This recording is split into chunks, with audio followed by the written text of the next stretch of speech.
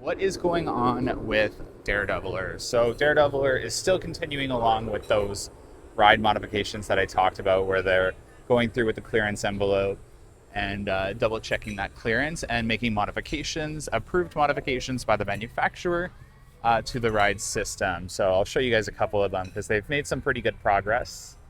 But I suspect that they still have a lot more work to do before this ride is open. So as you can see here, a lot of the low to the ground moments on the ride have these modifications done to them. You can almost see them. Some of them have been painted, and you got to really look to see them.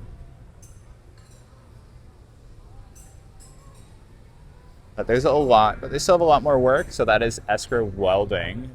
They were a huge help with Alpenfury as well. Oh, look.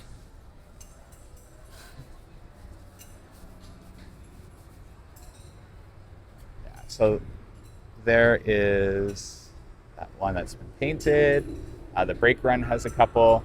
Again, I suspect that they'll have to come in and do, especially this area right here.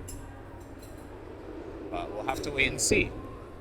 So again, I don't suspect this ride to be opening anytime soon. I would expect minimum another 2 to 3 weeks of modifications, and then they have a lot of cycling and training to do as well. So this is probably going to end up being like a mid-late summer opening for Daredeviler now. Sledgehammer should be opening any week. The fact that it's not cycling right now, though, still tells me that we're days away. We need to see this ride cycling with red shirts on platform cycling it.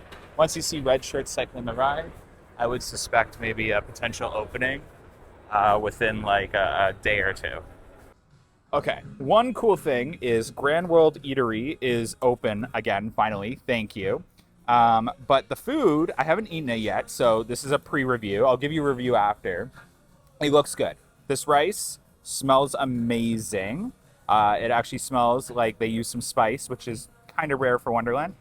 And the chicken pesto sandwich looks absolutely amazing. It reminds me of something we used to serve at Starbucks. So yeah, super excited. I'll give you guys a review afterwards. I forgot to give you a review on the food. Typical me, not ending a video. The food at Grand World Eatery is genuinely really good. I highly recommend the pesto chicken sandwich.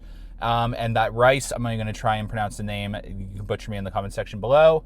Amazing. The rice is really good, very flavorful, has a curry flavor to it, which I really like. And it had cauliflower in it. I really like cauliflower, so definitely check out Grand World Eatery. That's the best food in the park. Unfortunately, Lazy Bear Lodge is no longer the best restaurant, and Grand World Eatery is going to take the cake for best restaurant in the park now.